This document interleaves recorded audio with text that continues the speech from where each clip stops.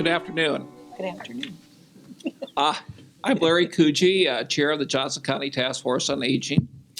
And today we're having a legislative forum. We have three legislators with us today. We have Senator Bob Dvorsky from Iowa City, Coralville, sorry. He represents both. Okay. Yeah, he does have He some does. of Iowa City, doesn't He he? has Iowa City He too. represents Iowa Yeah. City and Coralville. He has both.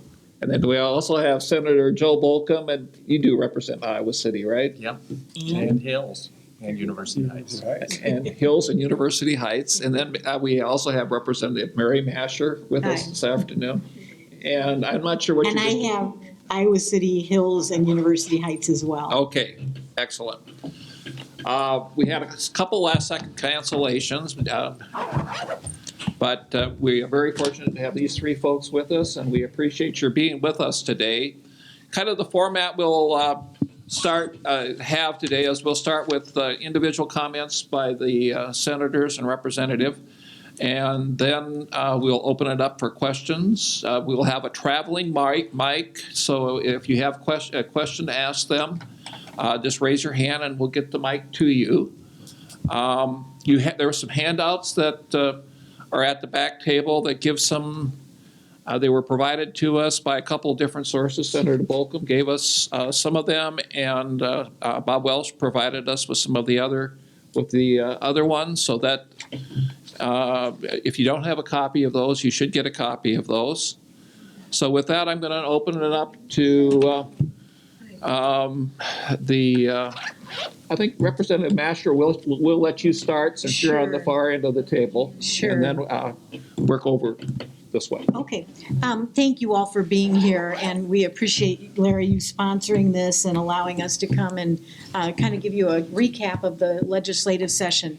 Needless to say, it's been somewhat of a frustration in terms of the lack of support for some of our elderly programs, and I will not put any fault or blame on the Senate Democrats because they worked extremely hard to try to get adequate funding for all of these programs.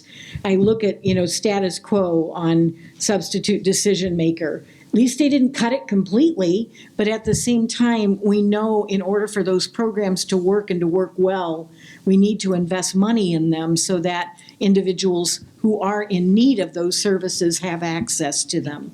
And I look at status quo for ADRCs, prevention of elderly abuse and neglect, status quo on funding for HCBs through AAAs, and those are our agencies on aging, status quo for unmet needs. I mean, if you look at this, there's not an increase in any of these. We're looking at status quo budgets or decreases on almost everything.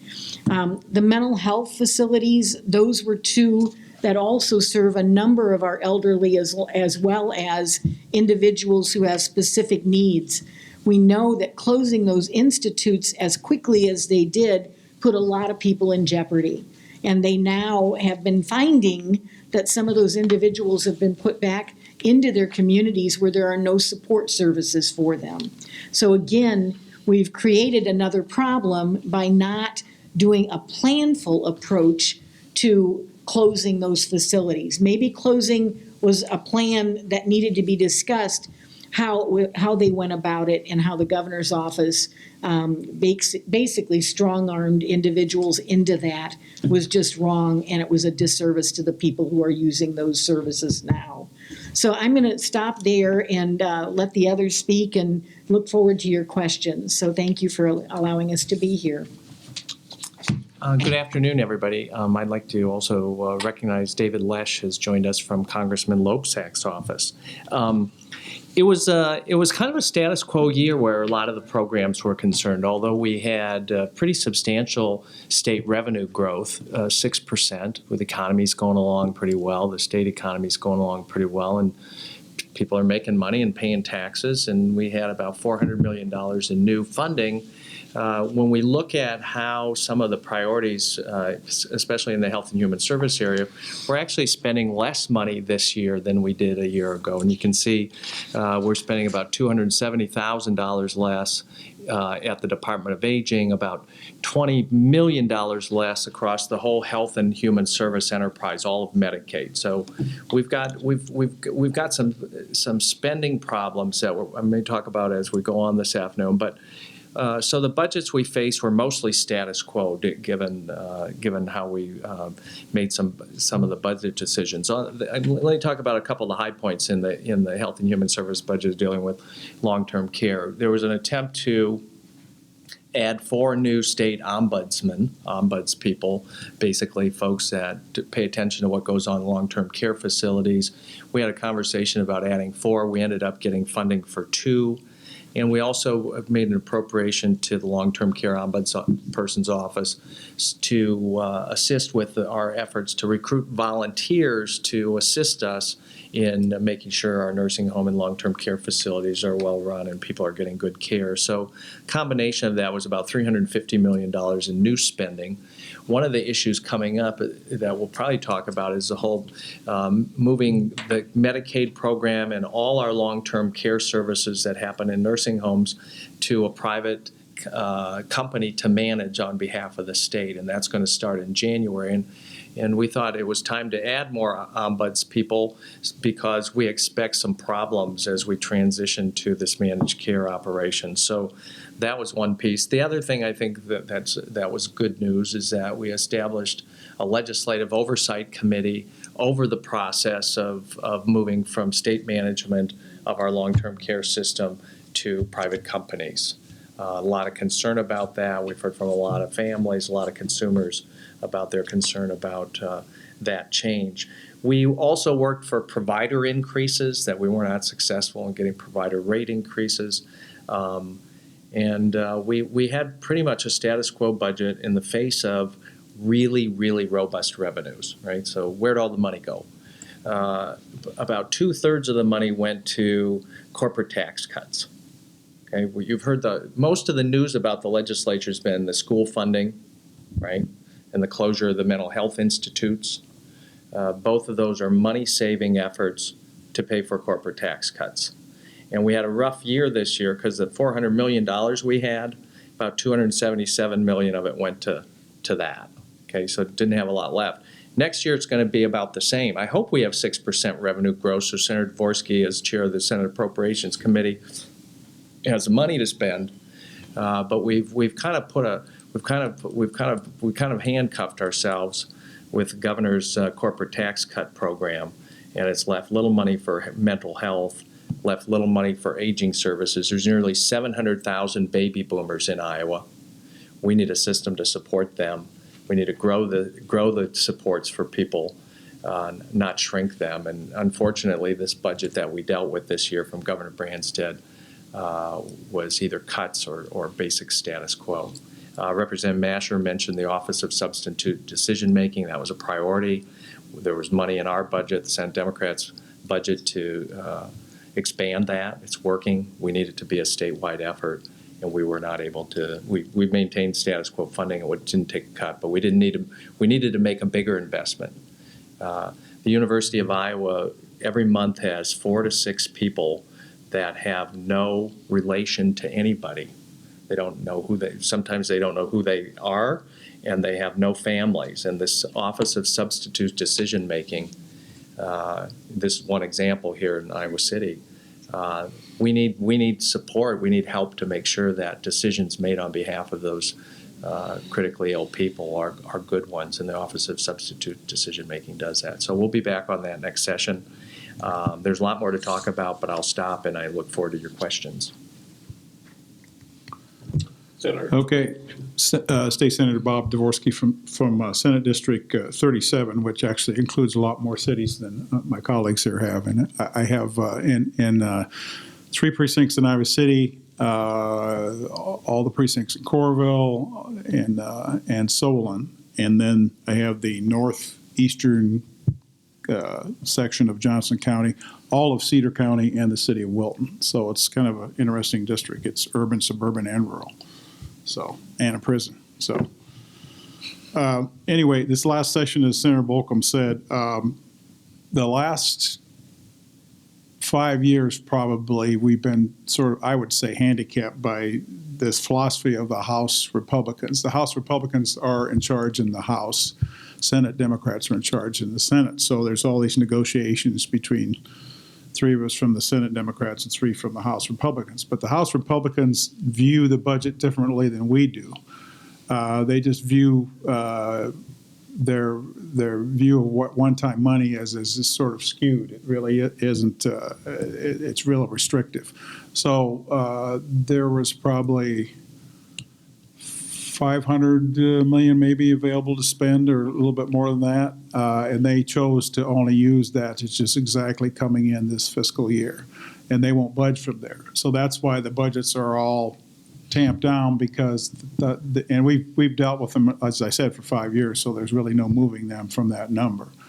So they just started at that number. The only way you could move that is so-called one-time funding. As you noted in the paper, the governor doesn't like one-time funding. So we're caught in this vice between the House Republicans starting off with a really low budget number, and then the governor's office having some sort of bizarre way of looking at budgets, and then, cutting things he thinks are one-time funding.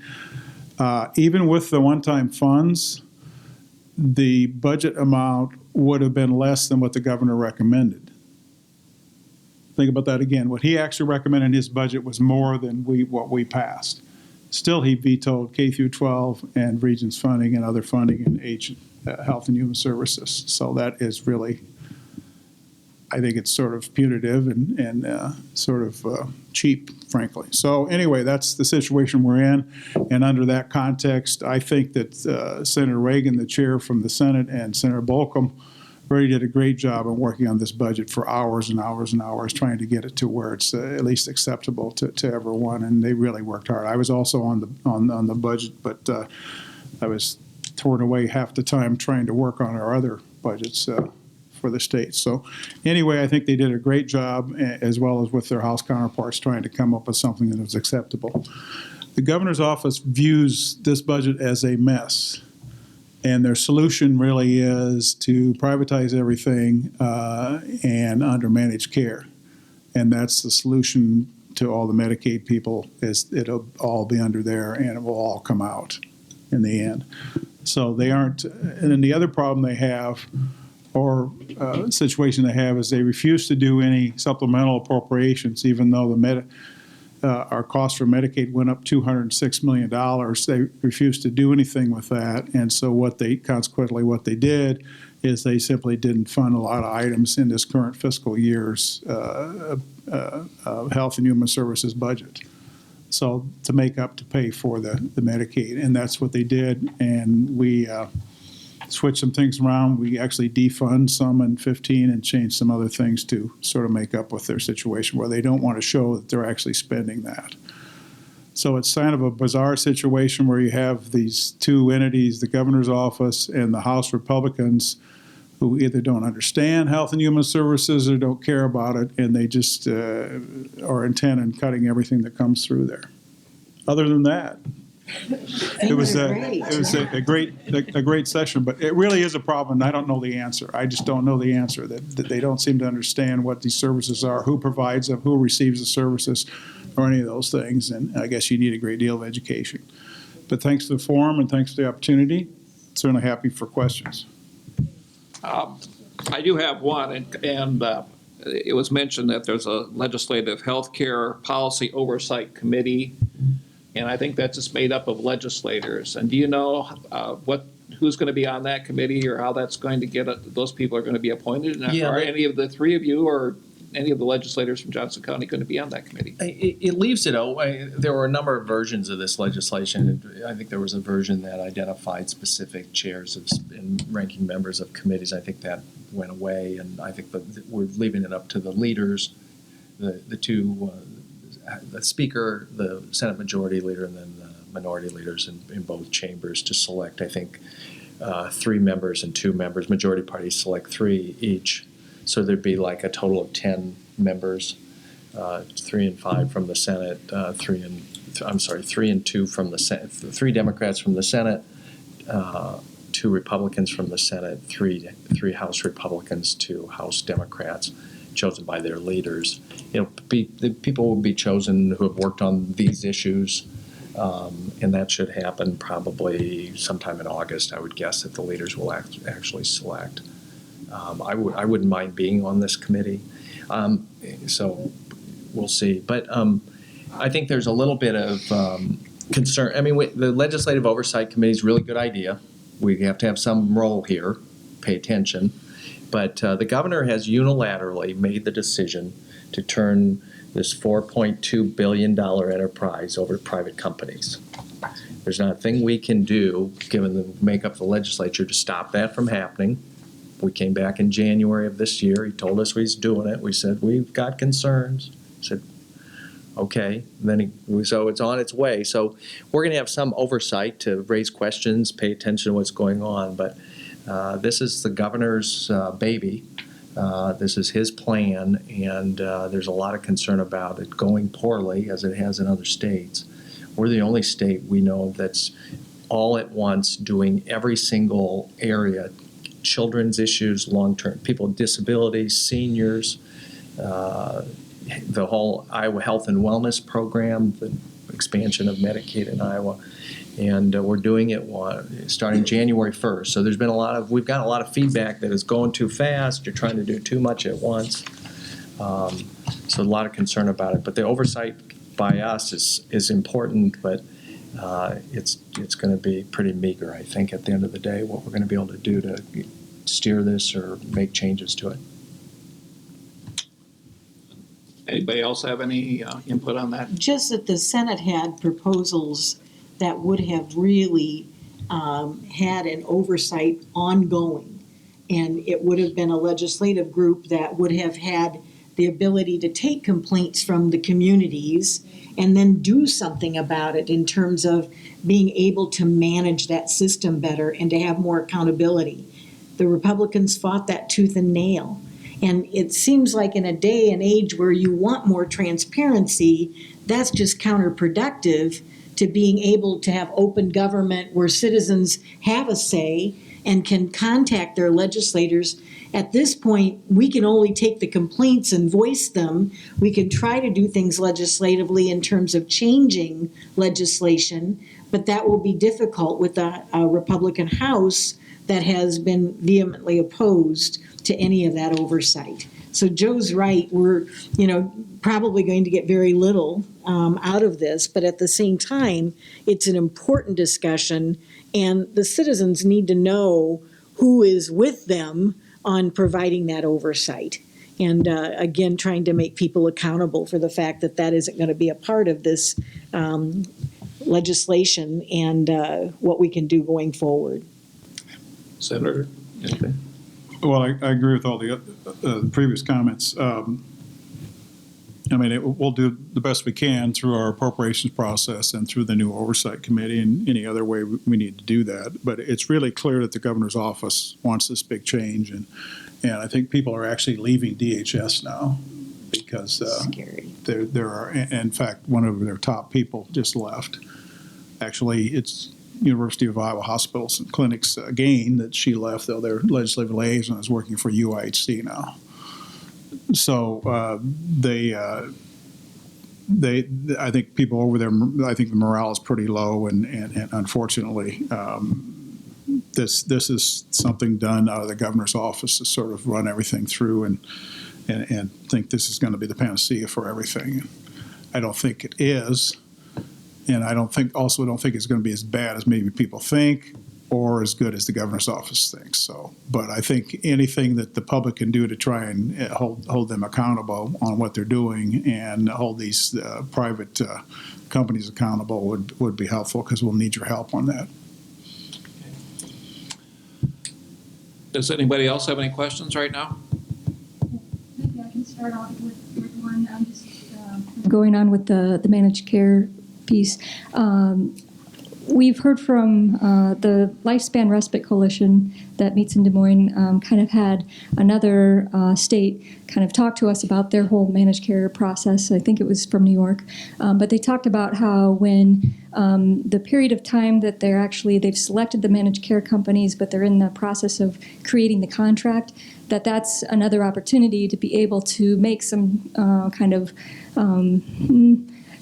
put some other things in the contract that will help benefit those that they're serving. For example, since we're having them have 15% allowable growth, can we have something in there that says, a certain percentage that has to stay within the state to, better serve or supplement the services they're providing, whether that's to family caregivers or, other kinds of issues that might enhance what they're doing. So I guess if we wanted to advocate for that approach, who do we need to talk to at this point?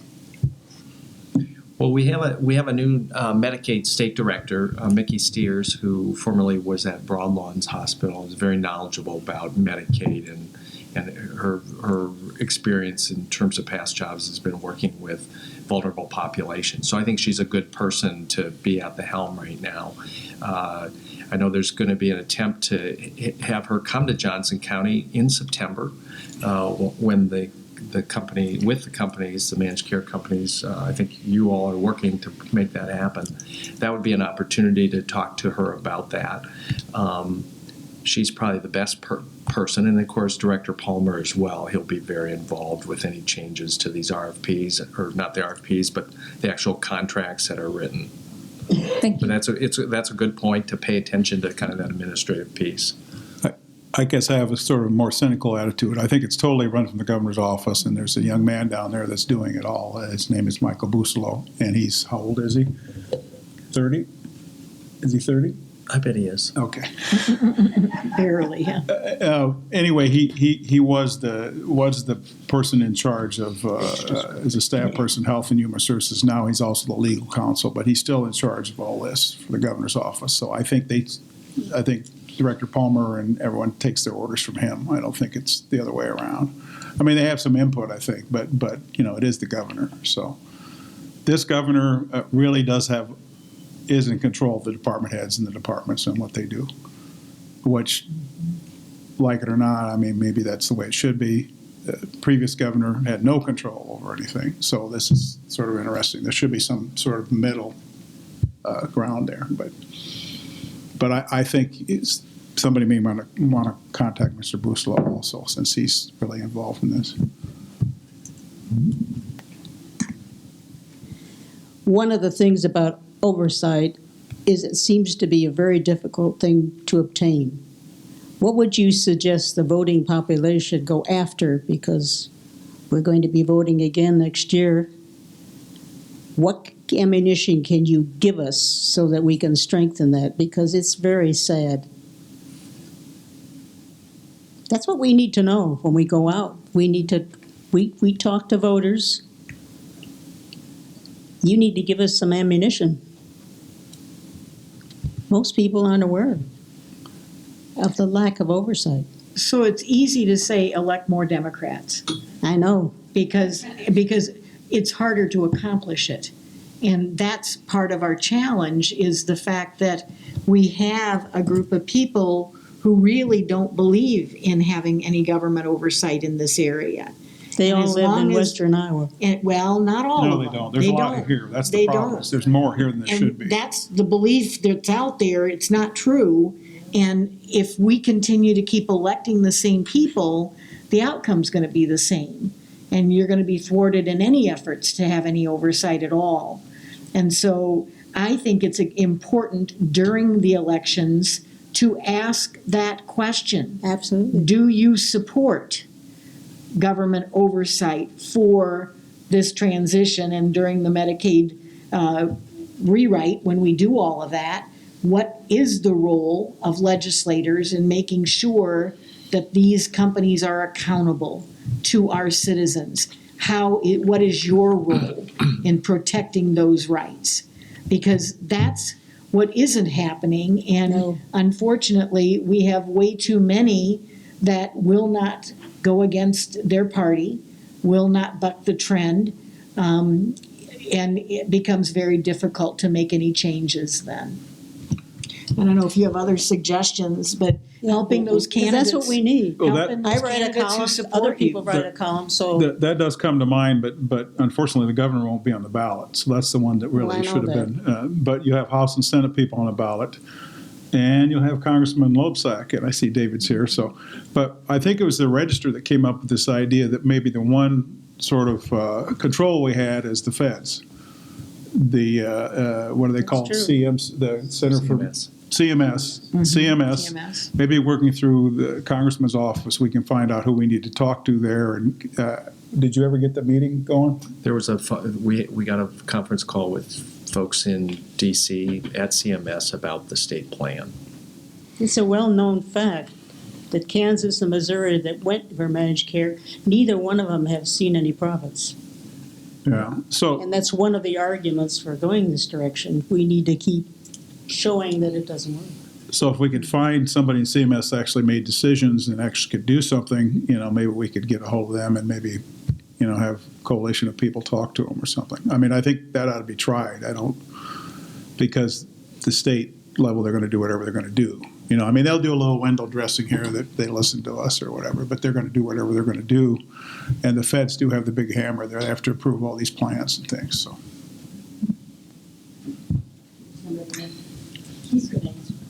Thank you, and thanks for being here, all of you. The congressman has written to CMS and asked them to slow things down as much as possible and be deliberative, because we've heard from so many parents and family members, particularly, that it's going too fast. They're really worried about the services that their family members have been receiving, primarily with adults with disabilities, but a lot of different people. So I know a lot of parents are doing that. I don't know if it does any good, but we're encouraging people to write directly to CMS, since they do have the final say in approving the plan for what that's worth. Do you feel that that's a decent strategy, or what can people, as Betty was asking, what can people really do? I'm not sure it's decent. It may be their only strategy. It may be your only strategy because you can't get a lot of control at the state level, so. Yeah, we didn't. I mean, I think CMS is going to do whatever they're going to do, and they're probably tighter with the administration than they are with us. And we found out, I think, when we did the Iowa Health and Wellness Plan, we had a series of calls with them under Medicaid Expansion on a few things that we didn't want, co-pays and premiums that we thought were inappropriate on working poor people. And we found that more than not, they sided with the governor, not us. So it's I think a little tenuous to think that, because I think there are a lot of states doing this. It's kind of a rage across the country with all these Republican governors thinking that the private sector can somehow manage better than public employees. This is the money is really what it's about here. We're going to give $4.2 billion total spending. We're going to spend 15% on administrative costs annually. We're going to give $600 million to 2 or 3 companies to manage this program for us. Some of that $600 million right now is paying for services for people. Senate Democrats passed legislation saying the profits could only be like 2%, and the admin is only 3%, right? And the House Republicans didn't take that up. But there's lobbyists have been hired in the Capitol to support these. These are all national companies that are applying to get this contract, and follow the money. I mean, there's an enormous amount of money. I suspect the governor, and who knows who else will be getting campaign contributions shortly for their good work on this.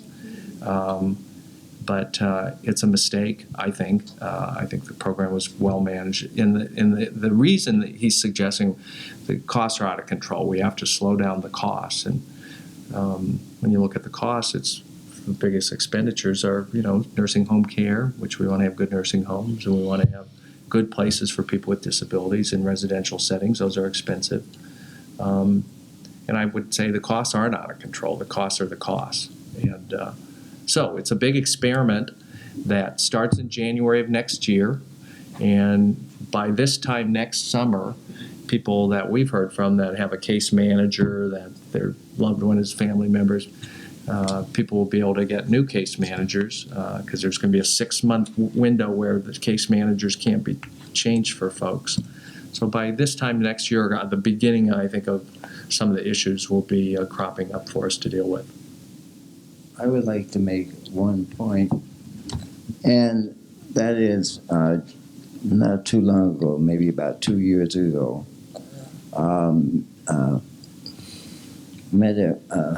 Medicare Advantage in Johnson County was costing the government about $735 per person who was taking this approach. And they were paying about $100 a month to the government for their B. And then, therefore, part of that 700 and something was $100 of their money. The rest was coming from the government, and that was for them, for the government to give over all of their responsibilities to the insurance company to cover the doctors and the hospitals. Of that $725, it was estimated that the costs that were being covered by that was about $400, and the rest was for the insurance company. Now, since this was allowed, I'm not sure if there was these short percentages that were allowed or not allowed. What's going to happen if this still prevails? And that's just Medicare Advantage. It isn't all the rest of the stuff that you're going to, quote, destroy. Well, I think there's no question there's going to be money drained out of this system. The experience in other states has been the companies that come in, they lose money for a couple of years, and then they figure out how to make money, and then the third or fourth year, they show up at the legislature saying, you're not funding us enough, and they'll want more money. So there's a middleman here. I mean, the state managed this for a very long time, rather effectively. For some reason now we don't think we can do it, and we're going to hire these 2 or 3 companies that are going to come in, and we're going to assign different people to people that there are 560,000 people in Iowa get some Medicaid service. There's 3 million people in the state, right? That's a big deal. But the governor believes, like a lot of other Republican governors, that if you privatize it, somehow magical things happen. And there's skepticism about that. So it's probably going to cost us, we'll be scratching our head in 5 years going, why did we do this? On managed care, let me give a commercial. At the present time, it looks very good that we will have a managed care What Now forum here in Johnson County on September the 21st. 21st.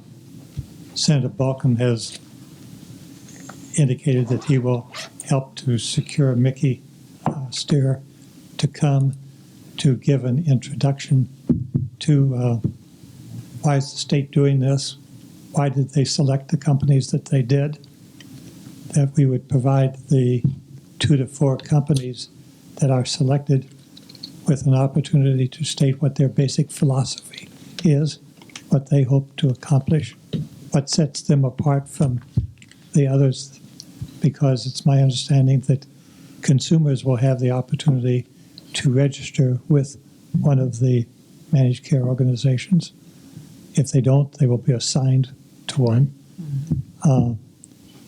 And that we would hope to have 2 different sessions, one from 1 to 3, which would focus on consumers, and another one that would start at either 4 or 5. The first one would for providers, and the second one to start at either 4 or 5 for consumers. We hope to get word out to various groups, asking them to submit questions in advance so that we can put them in an order that's logical at this point. And would hope that it would really help to inform people. But having said that, so I hope you put that on your calendar. Get a big room. Right. Yeah. And maybe we might have to come up with some of our own questions, because these people are very sophisticated. They're very slick. I mean, I met with one of them that were out of St. Louis, and they pointed out, having checked our registration, that Gephardt, former majority leader of the Congress and good Democrat, is on their board. Now, so was I think Kip Bond or some other Republican one, and the guy who was presenting is a former legislator too, a former Republican legislator. So they really do have, they really are smooth and slick, and it's hard to pin them down to anything. So I'm glad they're coming, but somehow you got to have some questions that maybe get Brian here again. Kasky or somebody that will actually ask follow-up questions, because the first questions, they're going to just deflect them. There's no question about that. So, Well, and Bob, you held the forum earlier on, was it in February or January, when we had everybody in, and Director Palmer and all of our folks.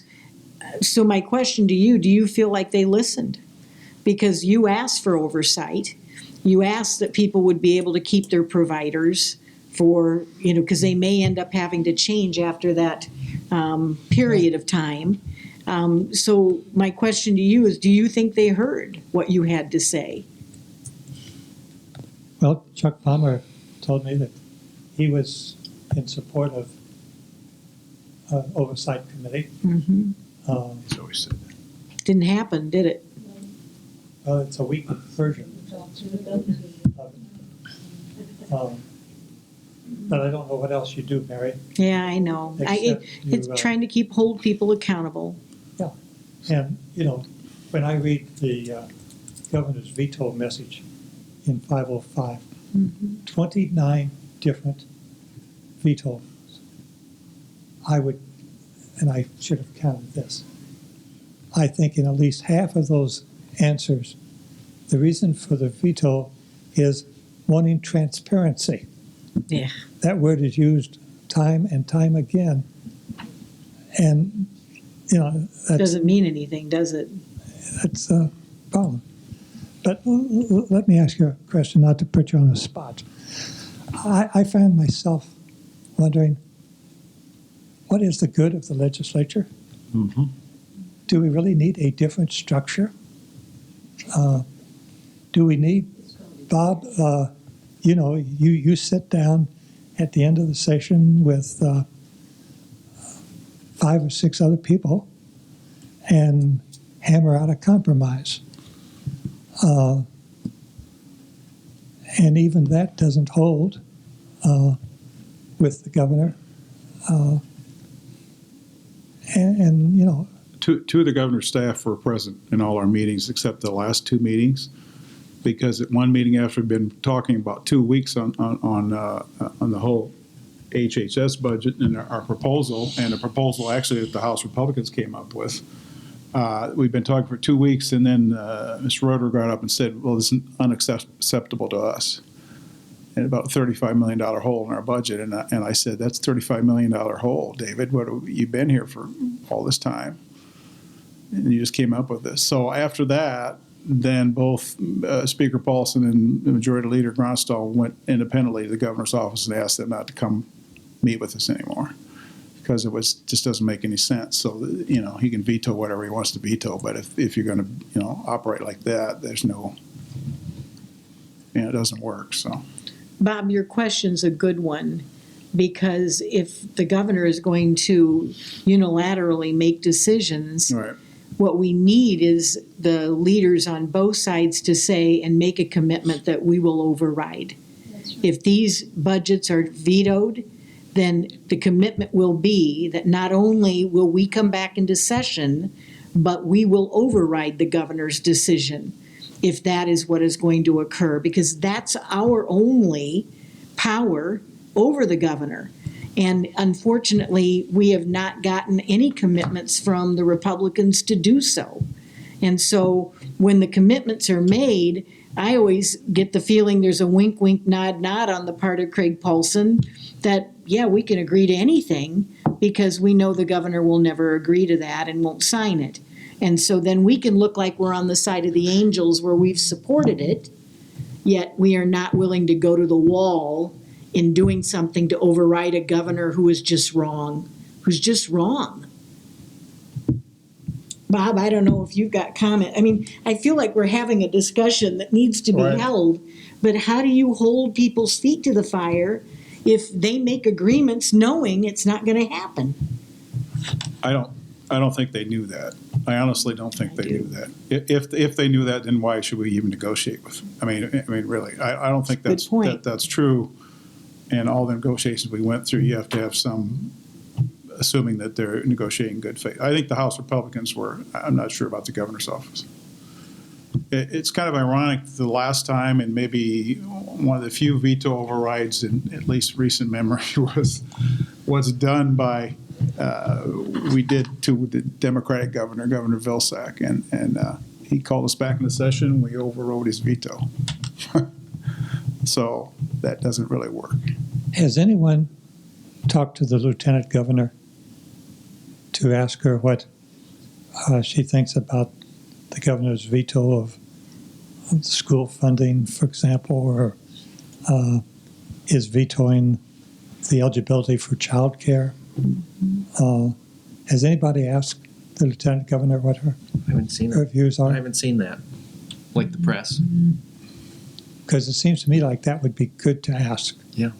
I agree. Because my guess is, I've sure been wrong, but my guess is she might run for governor. And it'd be good to know what her thinking is now rather than in retrospect. But Bob, I have never seen her go against the governor on anything. So tell me why she would on this. I mean, it's great to get her on record, but I've never heard her criticize, go against, state an opinion that was different than the governor's. So I wouldn't anticipate it to be different here. I think But it's it would be important good. to ask. I That'd be get that. I agree. But at the same time, I don't think you can honestly expect a different outcome from her, or her to say, I totally disagree with what the governor did. I support education funding, and if I were governor, I wouldn't have done that. You're not going to hear that. But you could hear it in the next campaign. The two that you may, with this scenario, the two that you might want to ask, though, would be Secretary Northey, Secretary of Agriculture, because he's rumored to be running for governor, and Mayor Corbett, who's rumored to be running for governor. You might ask those two gentlemen what they think.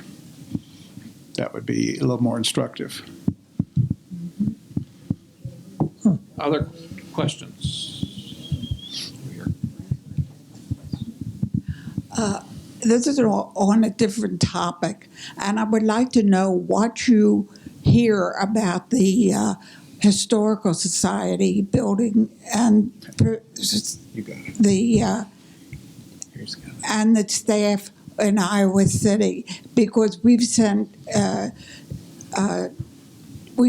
surveys to the governor, and at this point I haven't heard what exactly we're doing with that building now and that staff. I can tell you, we have had this discussion for probably over 6 years now. Lynn, this is not new, and you're probably well aware of that. When we were doing the government reorg for the entire state and saved over $300 million for trying to be more cost efficient, one of the things that we looked at was relocating the materials in that building to the university archives and the university libraries. We underfund historical sites, historical documents, the preservation of those documents in this state traditionally. That has been the case it is always going to be the case, in my opinion, unless we do something like Minnesota, where they've actually, in addition to their conservation vote, for the penny, if we ever increase the sales tax a penny, they also did one for preservation of historical documents and historical sites in their state, as well as cultural events and activities in the state. And so they had one not only for the conservation, but also for those other areas. We have never done anything like that. And we tend to be low when we are ranked among the states in terms of our preservation of our history as a state, and that becomes a real problem. I think the university would be the best place to house it because they have the historians, they have the archivists, they have the equipment and materials and the machines needed, and they now have more space because more students are using ebooks and online materials as opposed to the books in the buildings, and we know that. So there have been discussions, and we have been having those discussions ongoing. I know there is a segment of our community that really wants to keep those materials here in Iowa City. And if that's ever going to be done, then they need to be housed in a place that can maintain the materials and keep them in a manner that they're due. And that means both a climate-controlled building that also has, lack of humidity, all of those things. We don't have any of that right now. And so even those important documents, we're seeing them destroyed through time because we don't preserve them well. And that's where I think if we did something, it would make more sense to affiliate with the University of Iowa and to preserve those materials in a manner that they're due. And so we've been talking about it and having those discussions. There have been no decisions at this time. There are others who are involved in those discussions behind the scenes.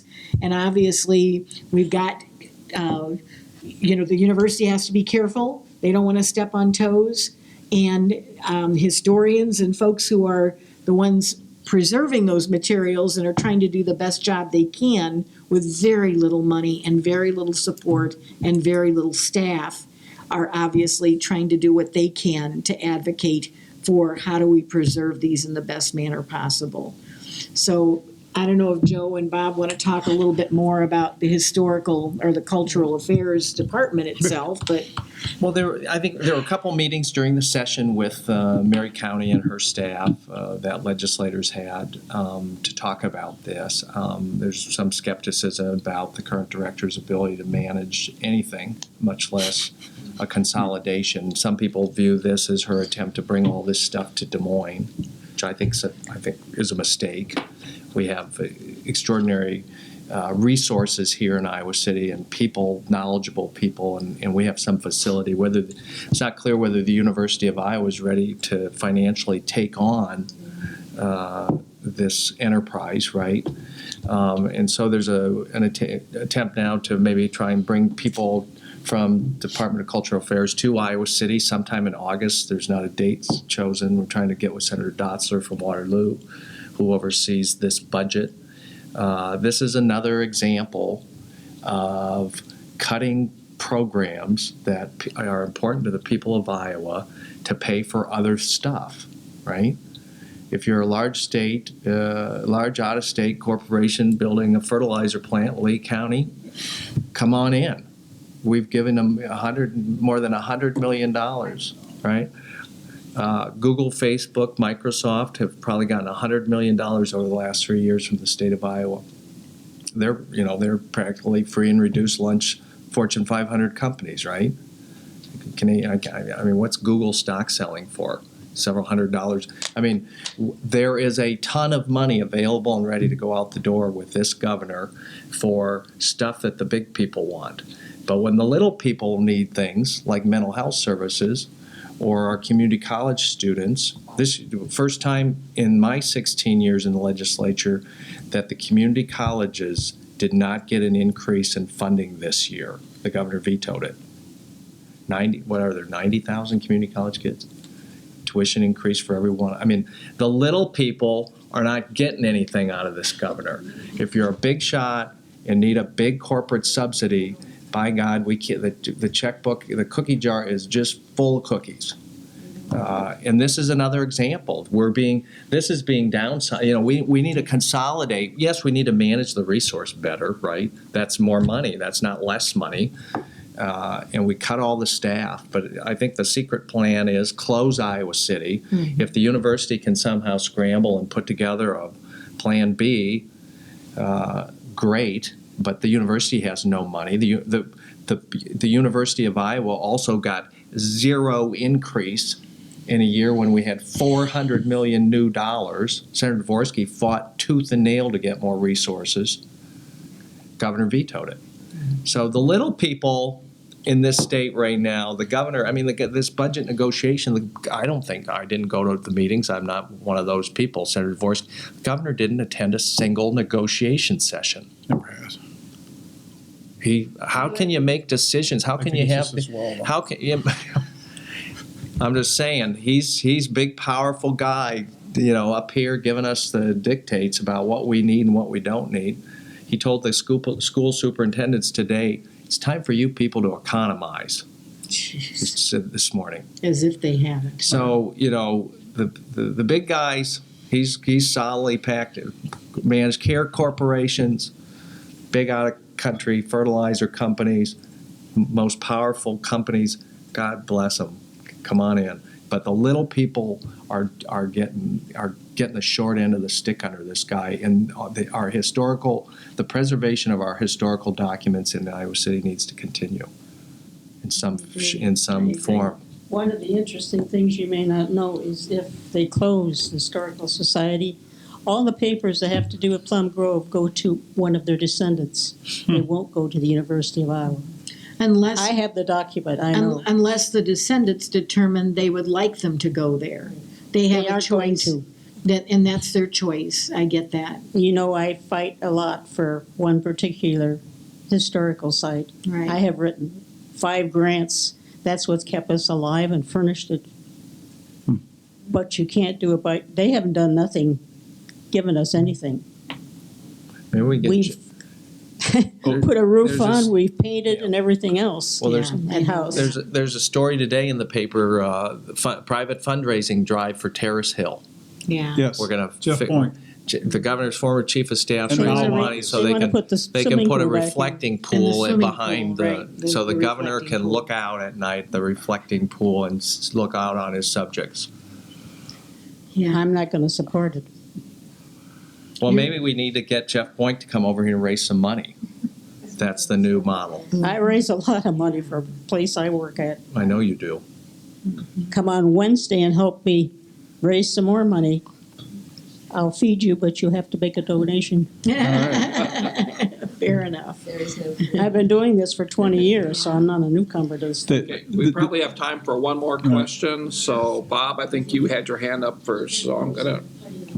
Well, we've got some people that haven't had a question too, and is I'll there be another- glad to take Bob's. Do you have a question over here? You haven't had a I chance have yet. Sure. A quick comment. I just wanted to say thanks to the 3 of you for fighting so hard for all of us and the things that we care about. It's got to be discouraging, and I compliment you and appreciate the fact that you're willing to do that. So thank you. And I did want to comment on the long-term care ombudsman, the volunteer program, and getting that. That was a big accomplishment in this year. Yeah. And as a volunteer ombudsman, I want to say that's a program that's working very well. The training is excellent. The people running it are doing a good job, and it's really expanding in the state, and they're doing what they've said they're going to do and meeting their goals. So, thank you. Yeah, thanks. Thank you. Thanks for being a volunteer. You go ahead. Oh, I have comments about a whole bunch of different things. However, aside from that, I read in the paper several days ago about this alleged strong alliance between Bob Vander Plaats and Donna, head of the One Iowa, working together and sitting down together and talking over various issues. Is this a good example here? Is it for real? It's in the Gazette. Yeah, I'm aware of it. It's hard to say. I don't think it's for real. I mean. I people wouldn't can- trust Mr. Vander Plaats, Yeah. frankly. People There's can no reason to talk, do but that. he's never going to agree to same-sex No. marriage. It certainly hasn't been anywhere near that No. direction in the past, or No. anywhere near wishing to speak to anybody who is interested in it. Right.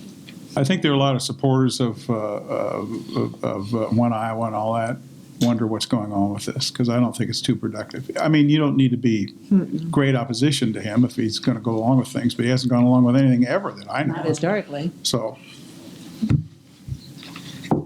But should it work, it could be a great example to other entities. What's your definition of work? People listen to each other and respect each other's point of view and are willing to negotiate, compromise, a little for you, a little for me, that kind of thing. And I don't see Vander Plaats compromising on that. I mean, that's the major issue.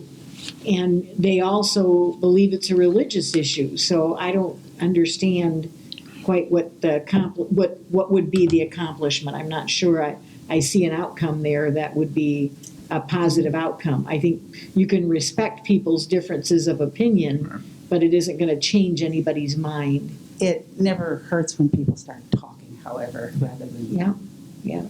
throwing darts at each other orally or however. Sure. There's been a lot of darts thrown. You're right. Okay, we just have a couple of minutes. Would you like to have some closing comments here? Just brief comments from any of you, or? We did a few good things this session. Yeah. It could have been better. We need better leadership from the executive branch, and we'll just keep working away. It's great to be here today, and thanks for making the effort to come out and be with us. thank you for the questions and everything. I think it's going to be quite interesting to see what happens this next session, because this veto of K through 12 funding and other funding is unprecedented. I mean, it's way beyond the pale, and I don't know, what effect that's going to have, but I would hope that both Democratic caucuses would have a little more backbone on how we deal with the governor and everything that he does. And the governor's comment is that he doesn't want one-time monies being spent on ongoing expenses. The Senate and House wrote that legislation specifically not allowing any ongoing expenses to be paid out of that.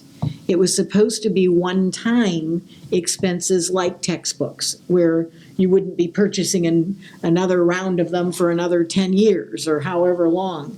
It was supposed to be used for one-time expenses like rebuilding something or building something or whatever the district might need or determine what their needs would be, but it wasn't supposed to be used for teachers' salaries. So it was very specific in terms of what it could and couldn't be used for. So his argument that, well, this was, one-time monies being used for ongoing expenses was bogus.